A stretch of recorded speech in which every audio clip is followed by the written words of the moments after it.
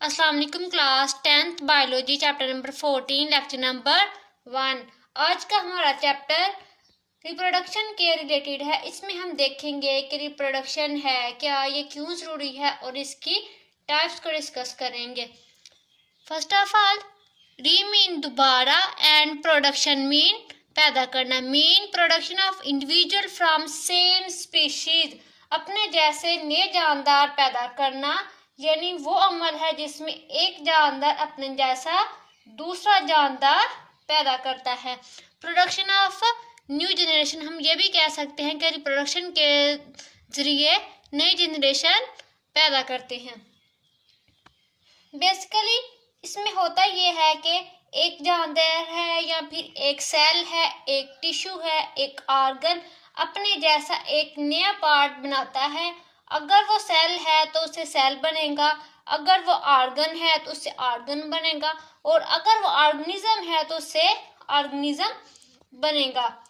Reproduction को हम नस्ल बढ़ाने का अमल भी कह सकते हैं। अगर हम फॉर एग्जांपल, हमारे पास इसकी एग्जांपल है बैक्टीरिया। हमारे पास एक बैक्टीरिया है,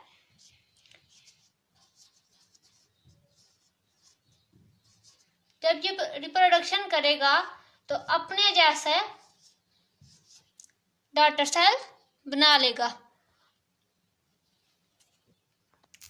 और दूसरी एग्जांपल हम देखते हैं। सपोज करें कि हमारे पास एक पार्क में ना काफ़ी ज़्यादा डेयर है।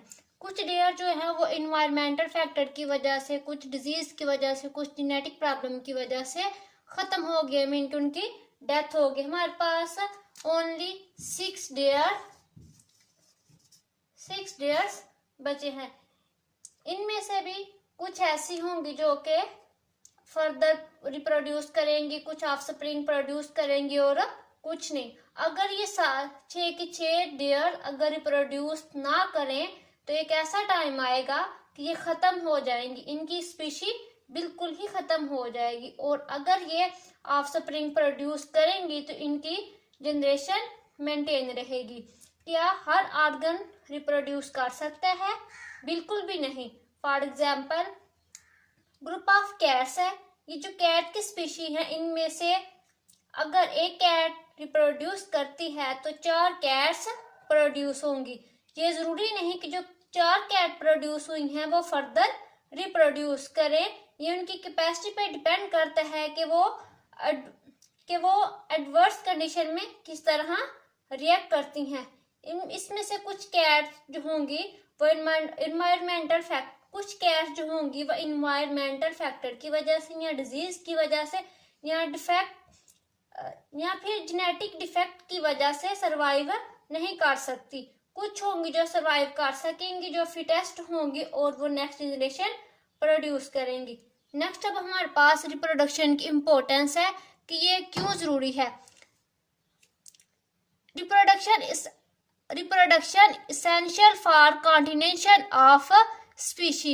ये एक स्पीशी की मीन के किसी नस्ल के जारी रहने के लिए रिप्रोडक्शन बहुत अहम है। कोई भी जानदार इस कायनात में अगर अपनी रिप्रोडक्शन रोक देगा तो वो स्पीशी नेक्स्ट जनरेशन में ग्रो नहीं कर सकेगी।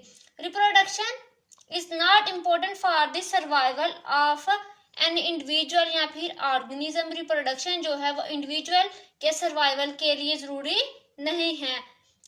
रिप्रोडक्शन के बगैर जानदार जो होंगे वो जिंदा रह सकते हैं, लेकिन रिप्रोडक्शन के बगैर स्पीशी उनकी बिल्कुल ही खत्म हो जाएगी। एक ऐसा टाइम आएगा कि उनकी स्पीशी खत्म हो जाएगी। Second, maintain species. Reproduction produce new generation to maintain a species. के रिप्रोडक्शन जो होते हैं वो नए जानदार रिप्रोडक्शन के जरिए नए जानदार पैदा होते हैं जो कि मदद देते हैं किसी भी स्पीशी की मेंटेनेंस के लिए। थर्ड है ट्रांसफर करैक्टर, कि जेनेटिक मटेरियल को एक नस्ल से दूसरी नस्ल तक मुंतकिल करती हैं। अगर हम इंसानों की, हैवानात की, नबातात की, जानवरों की बात करें या फिर माइक्रो ऑर्गेनिज्म की बात करें तो हर एक जानदार के अंदर बनने वाला जानदार पिछले की खसूसियात का हामिल होता है। अब हम देखते हैं कि रिप्रोडक्शन का फिनोमेना किस लेवल से शुरू होता है। रिप्रोडक्शन का फिनोमिना सेल लेवल से स्टार्ट होता है। सेल अपने जैसे दूसरे सेल्स बनाते हैं, जैसे कि हम प्रीवियस में पढ़ चुके हैं। New cells arises by the division of pre existing cell. अगर ये अमल सेल लेवल से शुरू हो तो इसे हम सेल डिवीजन कहते हैं। अगर ये अमल ऑर्गेनिज्म या फिर इंडिविजुअल लेवल पर हो तो फिर इसे हम रिप्रोडक्शन कहते हैं। नेक्स्ट हम टाइप्स ऑफ रिप्रोडक्शन डिस्कस करते हैं। Reproduction have two major types, asexual reproduction and sexual reproduction.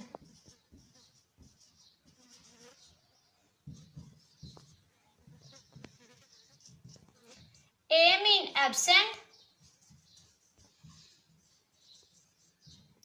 ऐसी रिप्रोडक्शन जिसमें सेक्सुअल पोर्शन ना हो इसको हम बोलते हैं asexual reproduction.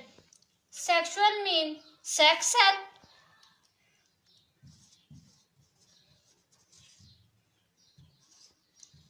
mean sex cell.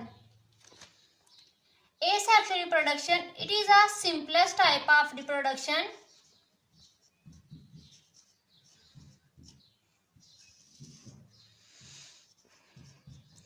Simplest type of reproduction.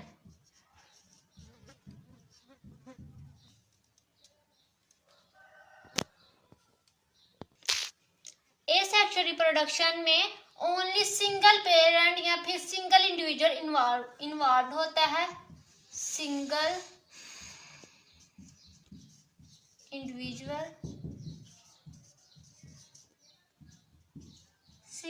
Individual involve mean के एक ही जानदार से एक मुकम्मल जानदार वजूद में आता है, जिसमें इसमें सेल की तकसीम होती है और माइटोसिस के अमल से गुजरकर एक नया जानदार बनता है। इसमें गमीट्स की फॉर्मेशन नहीं होती और इसमें सिंगल पेरेंट इन्वॉल्व होता है जिसकी डिवीजन होती है। डिवीजन के बाद ये प्रोड्यूस करता है डॉटर सेल।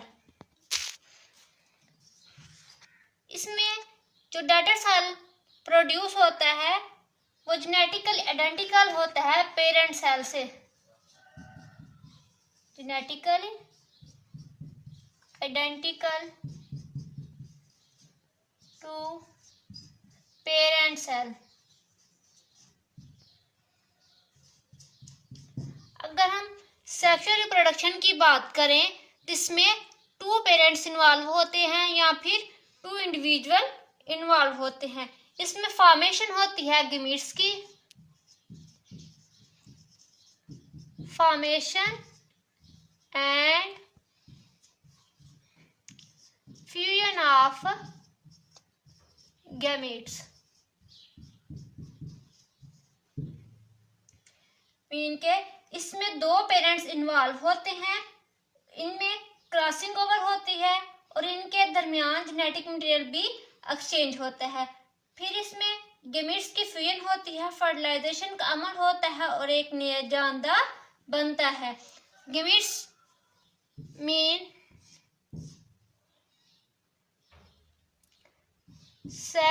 सेल प्रोड्यूस होते हैं, suppose sperm and egg cell. इन दोनों की क्या होगी? फ्यूजन होगी। फ्यूजन होने के बाद जाइगोट बनेगा, जाइगोट से फिर एम्ब्रियो, एम्ब्रियो के बाद सेल डिवीजन होगी और फिर उसके बाद एक न्यू इंडिविजुअल बन जाएगा।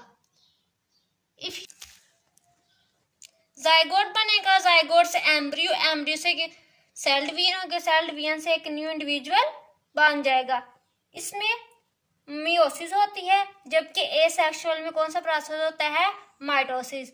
इसमें जो न्यू डॉटर सेल्स बनते हैं वो जेनेटिकली उसमें वेरिएशन आती है पेरेंट सेल से।